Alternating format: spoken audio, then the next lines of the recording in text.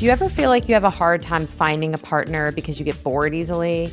Do you ever notice that you have an issue with trust with your partner that you're already in a relationship with because maybe you or them have had infidelity issues or porn has been an issue? For many of us, there are so many different ways that struggling with intimacy show up in our relationships. And today with Gary Katz, the founder of the Center for Intimacy Recovery, we unpack just this. This is Dr. Amelia Kelley, your host of The Sensitivity Doctor. And like I said, I promise to always ask the tough questions, and that's exactly what I did with Gary today. And not only that, we have so many topics we're going to hit on in future episodes. Gary is now one of my new favorite guests, and I cannot wait to have him back. So I hope you enjoy the episode. I'm so excited you're here. So could you start by telling listeners a little bit about who you are and what got you into this work? Sure. And first of all, thank you for having me. I really am happy to be Of here. course. And I love the title of the podcast. Oh, good. Yeah, it was a journey. Yeah, I'm Gary Katz. I am a licensed clinical social worker. I have a practice based out of New York, but it's in 8 states called the Center for Intimacy Recovery. It is really looking at our relationship with intimacy. And by intimacy, I mean in the sense of like knowing all the parts of me. And I've listened to a number of your episodes, Dr. Kelley, and you've talked about that in just different words. There's one episode I want to talk about later because I was like, that's exactly what I say, but in just a different vocabulary. Oh, Yeah. I can't wait to hear. It was the one about dating oneself. You had a guest on it. Yeah. Yeah. Yes. It's the same idea. It's like I have to learn. You were talking specifically, I think, about people taking time, especially after difficult relationships. But in general, that's often a catalyst to do it. But I think we all need to learn about ourselves, whether it's through dating ourselves or at work like this with a client, but you're with a therapist as a client. But I think learning to be able to be comfortable, mostly, not always completely, but looking at all the parts of myself. There's the parts that we put out when we dress up to go out to work or into the world, or we put on social media or on an interview or a date. Those are our shiny parts, the parts that we feel good about. We might accessorize or accentuate them, but that's what we show to people. But we all have parts that we don't want to look at and we don't want other people to see. And if I can't look at and know them, first of all, they can come up and bite me from behind because I'm unaware at a conscious level that they're operating. So ignoring things we know doesn't work. It's like a little kid. If you ignore a little kid, he pulls your skirt or your pant leg harder. Mommy, daddy. It's the same thing when we ignore, like in IFS language, exile parts of ourselves, it's going to come back and demand to be heard in some way. And also, if I'm not willing to look at this part of myself, I'm not going to let you see it either. So how am I really going to have true intimacy with another if I can't have it with myself? Right. Gosh, that makes so much sense. Yeah. And and I love you had mentioned really quickly IFS language, just for anyone who hasn't heard that, if you could briefly unpack that. 100%. And anytime I say a term, that's what I'm here for. That's anyone who, and if anything, that's something I've gotten feedback from, listeners, heard how they say they like that. Even though I know what you're talking about, I want to make sure everyone does. And so I'll just pause and be like, can you unpack that a little? So IFS, maybe not, we could do days on IFS, but. IFS is a modality of therapy. It stands for Internal Family Systems. It was created and developed by a man, Dr. Richard Schwartz. And in it, he really looks at all of us as having very many different parts, and some parts which are painful. We might, as they would use the term, exile them, which means like I'm not in touch with them. Like if as a child, sharing my feelings was discouraged, shamed, mocked, shut down, I'm going to probably learn as a healthy response to not keep putting myself out there and getting shamed, just, not criticized, laughed at, whatever, or ignored. So I'm going to deny that I have these feelings or these needs. So I'm going to exile this needy part or this part that wants to share casually what I'm feeling because the pain was too great. So I'll not even know that I'm scared of that. So that's what it means by exile, like it's pushed away from where it should be. And so they look at all these different ways, parts, which could be behaviors or attitudes or strategies that we all have. to function in the world. Yeah. I love that you unpacked exiles because I feel like when I explain IFS to my clients, I kind of always go straight for managers and firefighters for some reason. Like, I'm like, okay, these are the ones that keep us moving. These are the ones that kind of help us when we're too stressed. But I love how you said something about, because when I think about exiles, I often think, okay, they're the parts we're not as in touch with, that we don't know as well. We don't know they're there. But the way you just described it is like, no, we did know they were there. They just didn't work for us in a certain situation. And so that's why they got pushed Correct. away. I thought that was a really beautiful way of putting that. My favorite part of IFS work, though, that I think plays well into what we're here to talk about today is that no part needs to be eradicated from the system. Correct. Like the goal is not to obliterate or demolish a part. The goal is to get to know what makes it tick, understand it. I sometimes give the comparison to my clients. If you came into the room and you started screaming at me and got in my face and I was flooded, I would completely say, okay, you need to go. And so I don't get to learn your story. I don't get to help you. And likewise, if you come in and you just stay hidden in a corner and we never get to talk, I don't know your story. So approaching our parts with curiosity. Yeah. Curiosity, not is the most judgment. important. Sorry, curiosity, Yes. curiosity, not judgment, not shame. It's so important. And Yes. even shame is a part, right? Like if I feel shame that something's wrong with me inherently, or that I'm bad or broken, like there's a reason that that served me. I didn't just pick it up out of nowhere. It's probably because as a child, feeling bad about myself was the best way I could stay attached to my caregiver. Yes. Oh, that's a good point. It's not mine. It's Dr. Janina Fisher. Yeah, I heard it from her in a workshop I was in. Yeah, like a child's prime basic need is to stay attached to their caregivers because they're so those little undeveloped brains, which are financially for shelter, we're dependent on our caregivers for so much. We forget as adults just how much. But when they find that they're not able to, something's not working, it's actually easier to stay attached to your caregiver by blaming yourself than blaming them. So if like if I didn't get my needs met, let's say mom was busy, and I don't mean every mom is busy, and no mom, like the good enough mom, that concept, which is a concept that no parent can do it all and is going to give their kid every moment of attention. I think so many parents feel that pressure, but the idea of like your kid will be okay if being the good enough parent, the good enough mom, like if more often than not you are present. And so I just wanted to explain that for those who may not understand. But so if the child is trying to get something from the parent, attention or something, the parent, for whatever reason, consistently is not able to do that, maybe they're trying to earn a living, maybe they're going through their own emotional things, maybe they're struggling with their own mental illness, whatever it might be, it's easier for the child to say, oh, I must not be lovable and deserving of attention or care or comfort or nurturance than my parent is incapable of giving it. Because if I'm the fault, then I can do something different to stay connected to them.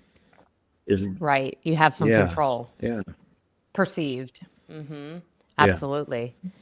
And so when we think about this and this concept of parts that develop out of our history, how then do you believe that the sex addiction part, and I do feel like, I hope that you can unpack, I'm curious, the differences or the connections between like the sex addicted part versus the healthy sexual part. Yeah. I feel like that's important too. So, how for you would you unpack the connection between these parts and these experiences and something that we all can understand or have heard the term sex addiction? So maybe I'll just slow it down for a second. We could probably talk for about 5 hours about this, and I'm happy to come back and do that. I'm already plotting in my head that I need to have you come back because there's so many things that I was looking up your backstory on and things that you talk about. I'm like, oh, he's got to come back and Anytime, talk about that too. Online or offline, I'm happy to do that. But so first of all, there's nothing wrong with sex. It's actually a beautiful thing, right? And there's so many different reasons that people have sex, whether it's to procreate, to connect, to connect with somebody, pleasure. And so this isn't I want to be really clear. It's not a shame stance, a judging of sexuality. This is very sex positive.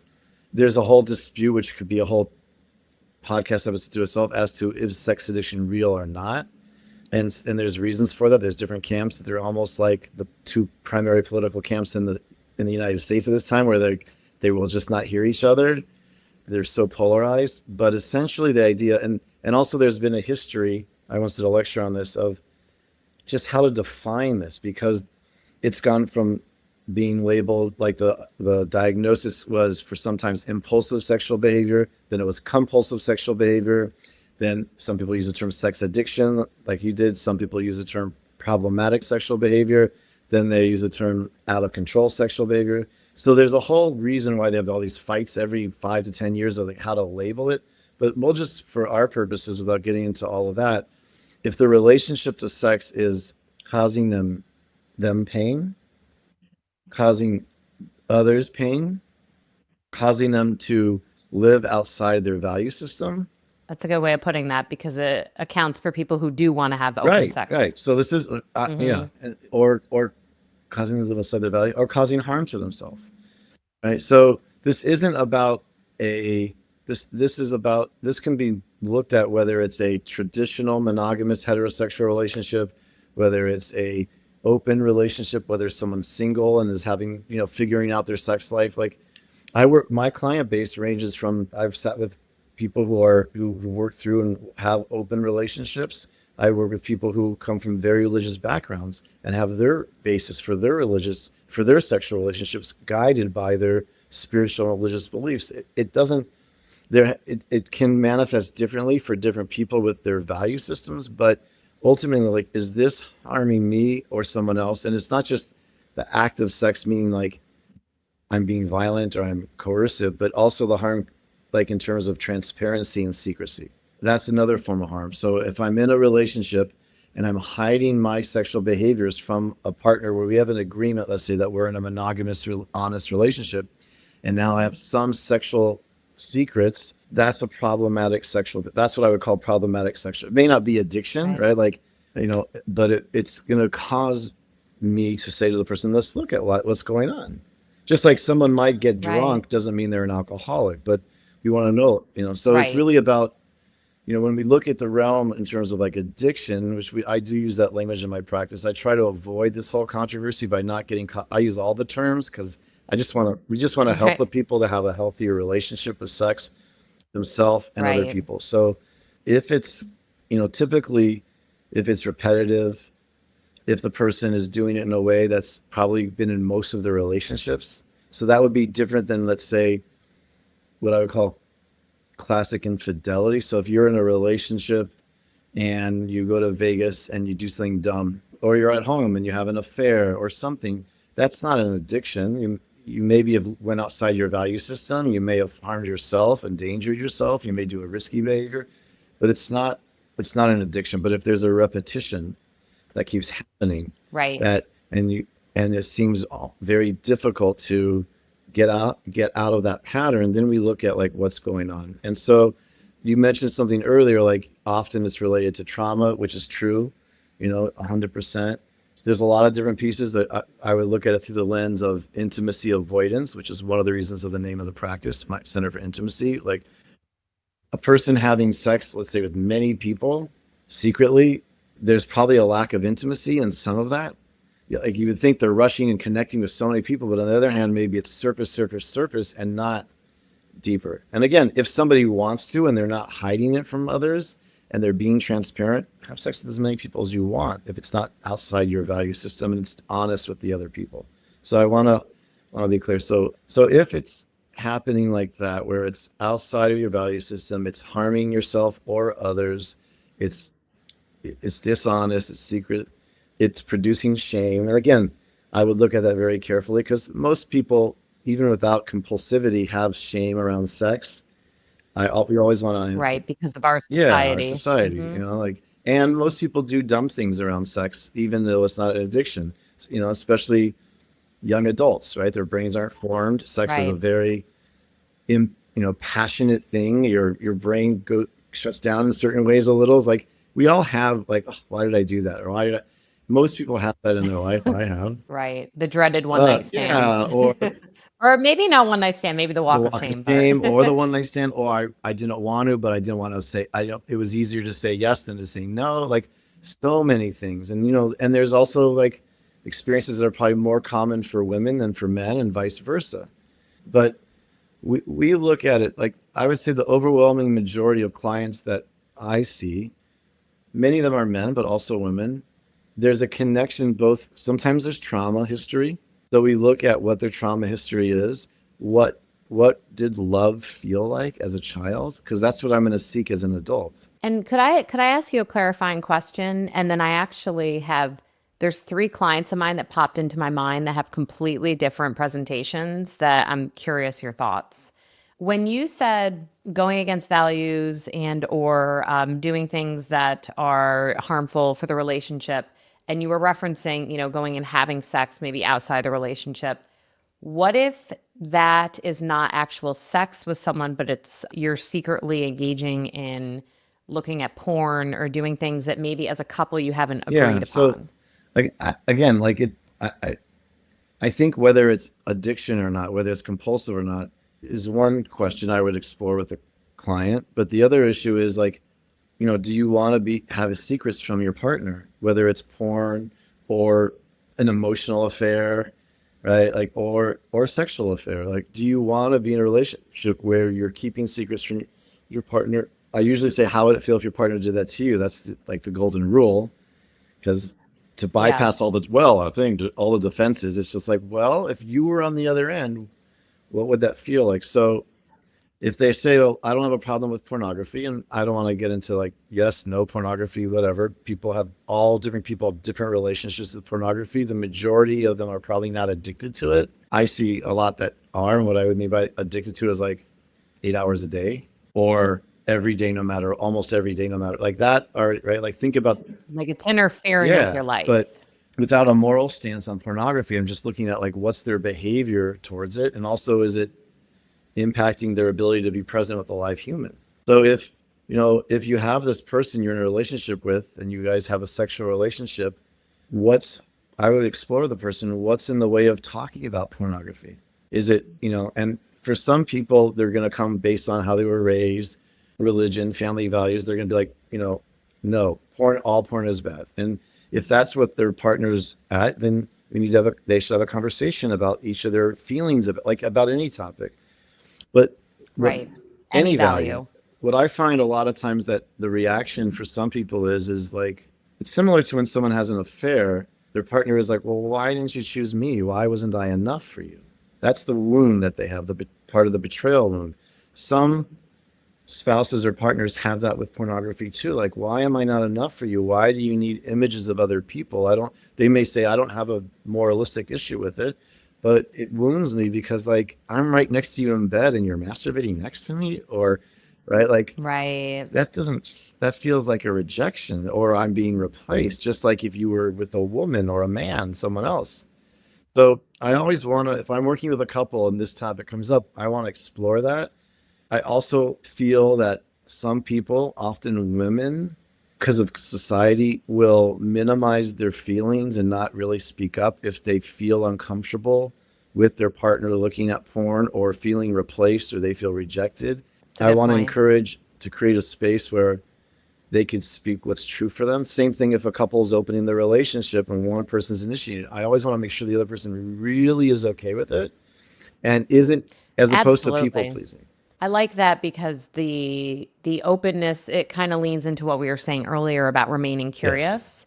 Because then if there is curiosity, openness, and conversation in the relationship, the parts that maybe would otherwise not feel heard remain Hmm. present, allowing for like the whole point of your practice and all of your work is to remain intimately Right. connected. And so there were those 3 clients I was mentioning, and the one I do not believe was a sex addiction. I just want to bring it up because it's such an interesting example. I had a client that I was working with who came to me because they believed they had a sex addiction because their spouse had told them Right. that they did. But here was the rub is that when they came, what actually was being blamed as a sex addiction was that there was literally no intimacy in this relationship at all. And they are now since divorced. I've been working with this client for years. And what was happening in the beginning is my client wanted intimacy and wanted to have sex with their partner. And then the partner was saying, no, I think you have an addiction because you keep wanting to have sex. Yeah. And so I think there's like this, in my opinion, to your point earlier on in our conversation, there's a huge Yep, misunderstanding or mislabeling because sometimes one partner or the other, which I'm sure you talk about with couples all the time, can have higher or lower desire. 100%. And it doesn't always have to be the man with the It's higher often desire. not, That's a and complete it's misconception. often the woman has more desire. That's not talked about in our culture because a man will never admit that their wife wants more sex than them. I mean, I don't know. I've never seen a guy casually say, "Yeah, my wife wants more sex than I do," and like because it's all of the machismo, masculinity stuff. Like men are supposed to always be ready for sex, and we think the woman, oh, she always has a headache, or she's so frigid, or but it's She has to wash doesn't her work. Like hair. yeah, like so many women, especially as they get older, like 30s, 40s, 50s, and are more confident sexually and know what they want, often find themselves trying to have sex, and their partners, the male partners, are more avoidant. Not always, but it's more than we think. But the case that you said, I think it does happen. I've had that too, where a person thinks they have a sex addiction because they have been labeled by a spouse. So in your case, it was the spouse was pathologizing, or the person was pathologizing your client for wanting sex more than they wanted to. It also happens Right. sometimes when a person is not happy with their sex life or their relationship, and instead of trying to fix it, they turn away and seek it elsewhere and have an affair, or might go to a sex worker or something, or look at porn often, and then they get discovered by their partner, and the partner's like, oh, you have an addiction because you did this. And so now they've pathologized the behavior, which it's not correct, Right. right? Like if you have the problem, the ideal way is to turn towards the partner and address it. Scary, and especially if you're conflict avoidant, which many of my clients are, but it doesn't mean it's a compulsive or compulsion or addiction. Similar Right. nowadays, right? Because so many things, they enter the culture lexicon. If someone is drinking too much and they get drunk at a company party, or they get drunk at work, or they get drunk too much with their friends, all of a sudden, instead of saying you have a problem drinking, they're labeled an alcoholic. They may be, and they probably should check it out and be curious, like you said. But just because I have a problem drinking too much doesn't, there's a big range of problematic drinking versus just alcoholism. And so if their partner or their spouse or their kids are like saying, "Hey, you have a problem," and they use the word alcoholic, immediately that person, they're either defensive and say, "No, I don't," or they might take it on and be like, "I think I want to check it out. I am curious. I want to see what's going on. So I think I might be an alcoholic." And I'm always ask them why. What's causing you to think that? So when they come in around sex and have a problem with sex, or I'm a sex addict, like why? Why do you think that?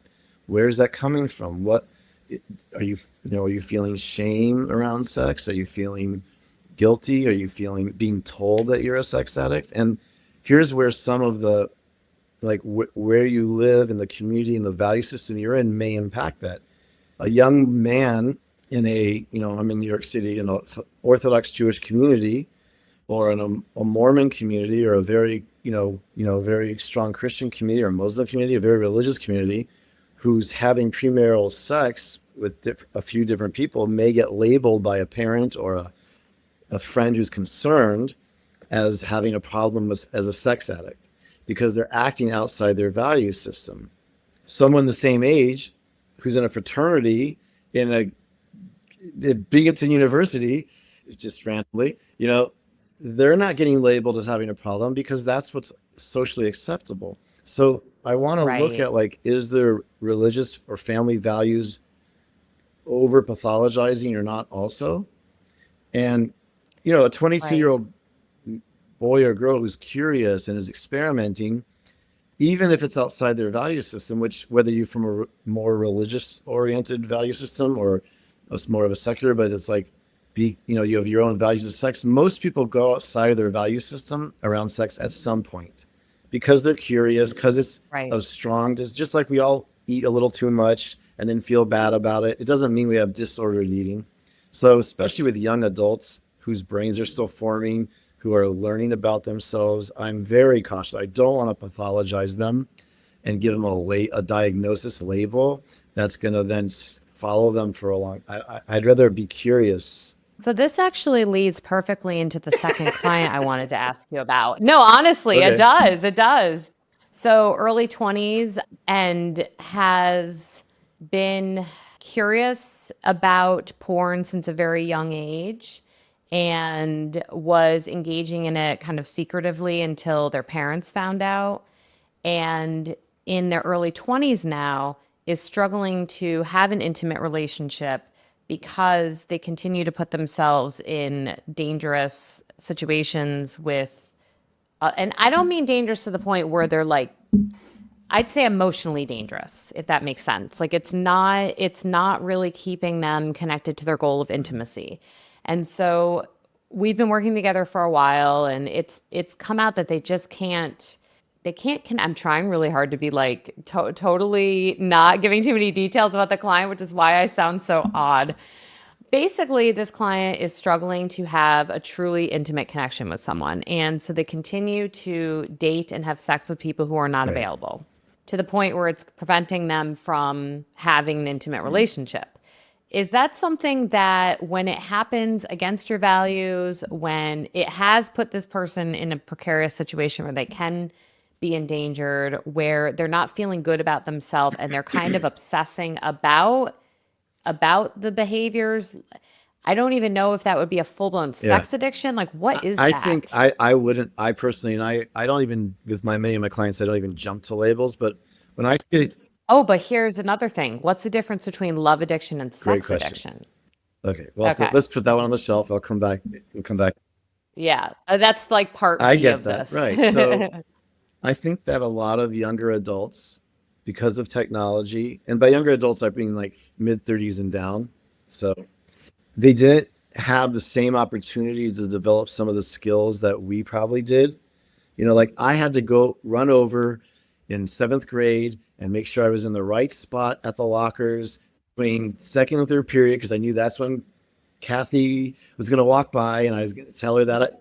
Make sure you had your Calvin Klein Yes, cologne exactly. on. And I'm just I wasn't even that advanced. I was I don't know. I'm just picking out uh, a overly stinky cologne from the Jovan 90s. Musk was the cologne I think I got as a gift. They Ah, sold it okay. at this. I was living in Washington State at this like it was a nicer version of Walmart, but that's where I was going. Anyway, yeah, like I had to learn how to say in a very clumsy way, I like you. You know, like I'll tell you their initials. I mean, that was a one, sixth, or seventh grade. Like someone likes you. I know they like you. I'll tell you their initials. And it happened to be like my initials. Like, you know, like we learn and we mess up and or asking a girl to couple skate. We all went roller skating every Friday night for a while and asking this girl to couple skate. And then what does that mean? Or and of course I tripped and knocked us both over. But like all these Yeah. embarrassing things, it's where we build this Mhm. vulnerability muscle. And then you know, and we Mm. still deal with it as we get older. And you have to walk over to a girl or a woman or a man if you're now an adult and be like, initiate a conversation at a party or at a some event that you're at or at a restaurant or a bar. So those skills are so important because I think they build gradually. Like it's like going to the gym, you develop this intimacy and vulnerability muscle. And so then as the relationship progresses, even if it's your first deeper and deeper relationship, you keep going to that like frontier land of newer and deeper intimacy by, wow, this is the first time I'm going to say I love you to somebody. Or this is the first time I'm in a relationship that's like, I'm going to meet their family. Like these are new levels of, they're scary. If Right. somebody grows up and they're, one of the downsides of porn is you don't develop that muscle.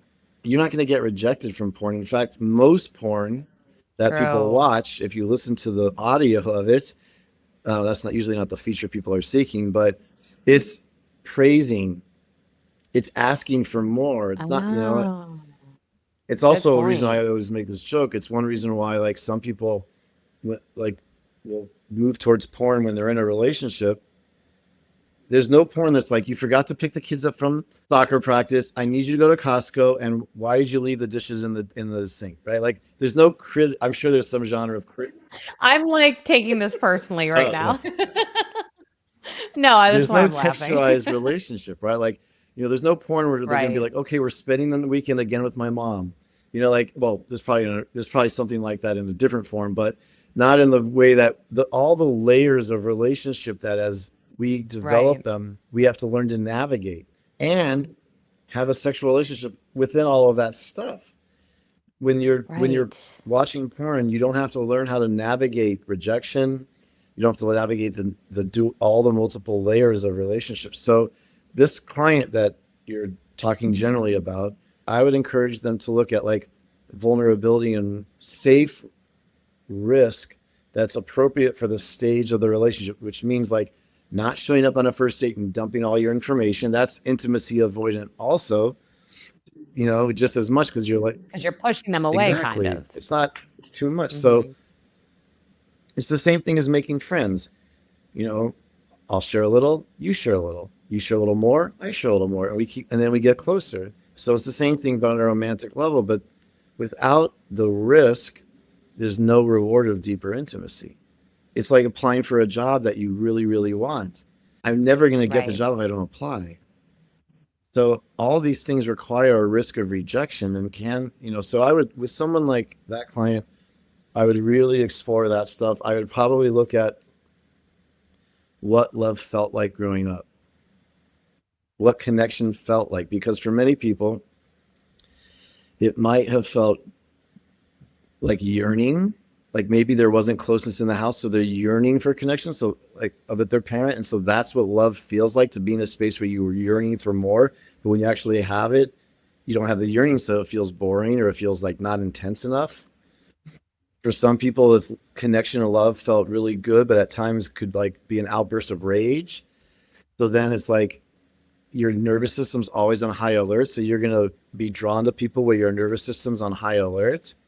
That So do you then recommend, because you're describing so many people I work with, do you then do you then recommend sticking around, like sticking through it? Because that's what I notice a lot, is that someone will start to feel bored. Now I'm thinking of a different client.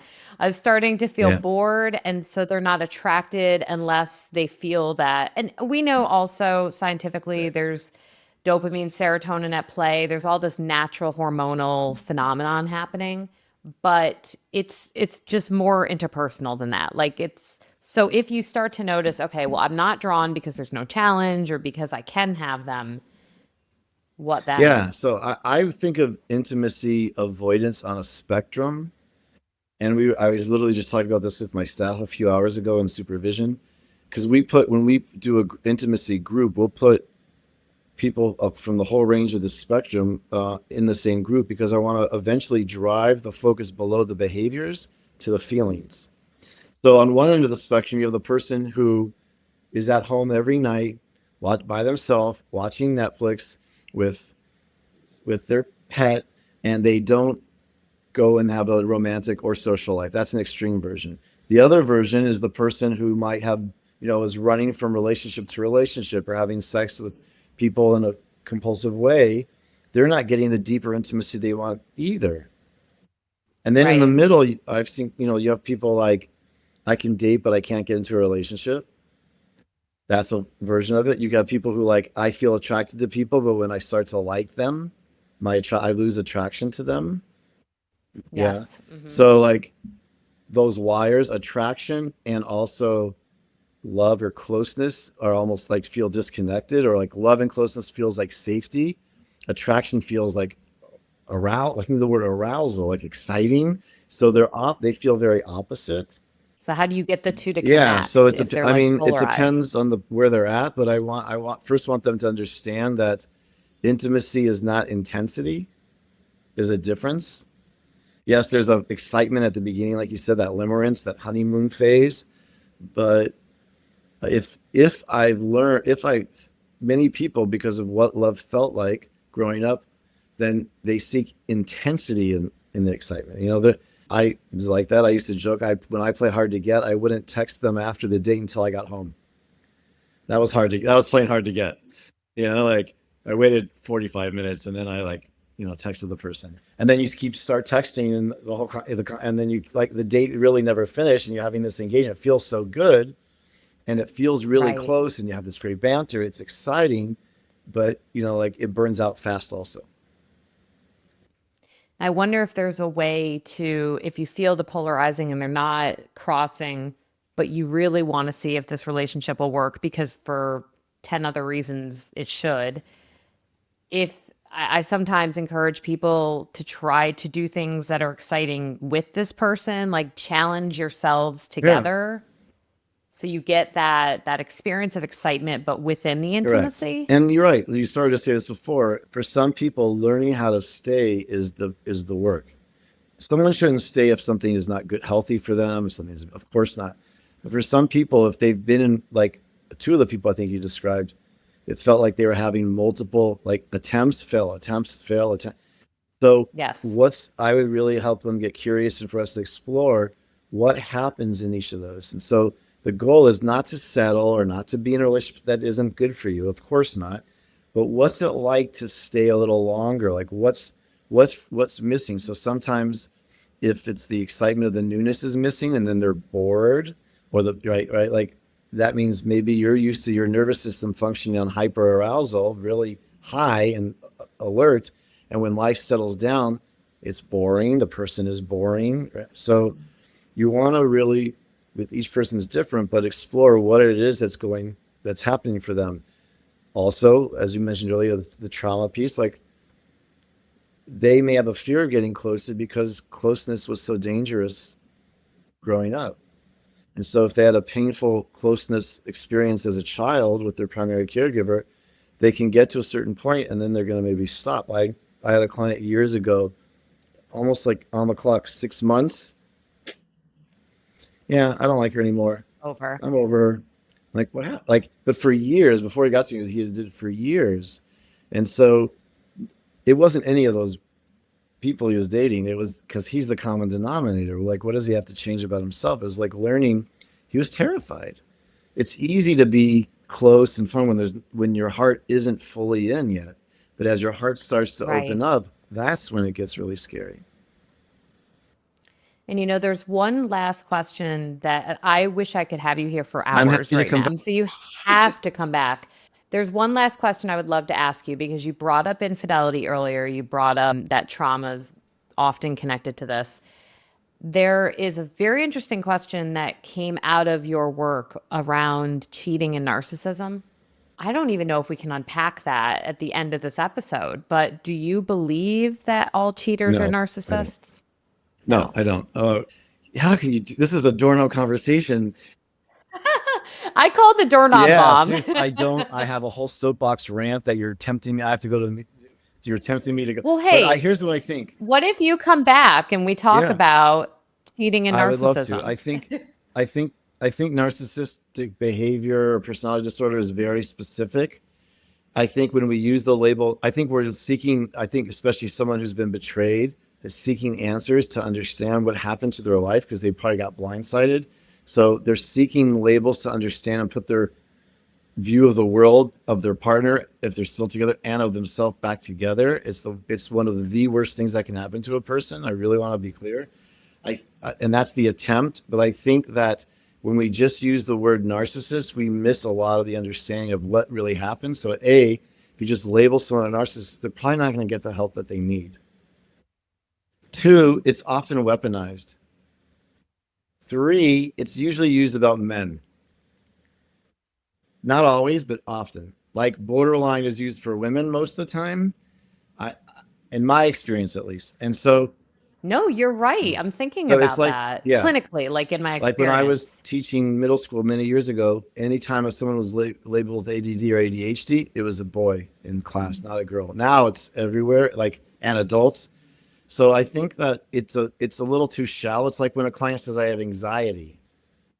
I always wonder what does that mean to you because such a it could be fear, it could be big feelings, it could be obsessive thoughts. So Right. when someone says, "Am I a narcissist because my spouse tells me I am," or "Is my partner a narcissist because I think they are," they might have traits that cheating is a selfish act. So it's a narcissistic act in that sense. All addiction is a selfish act, it's for oneself, but it doesn't make one a narcissist. So I would say not. I would say they overlap like a Venn diagram, but it's not this. It's not synonymous. There's much more going on, and if you really want to create the healing that I think both sides in that relationship would deserve, I would go deeper than the term narcissist. That's rant in a very short, in a very short.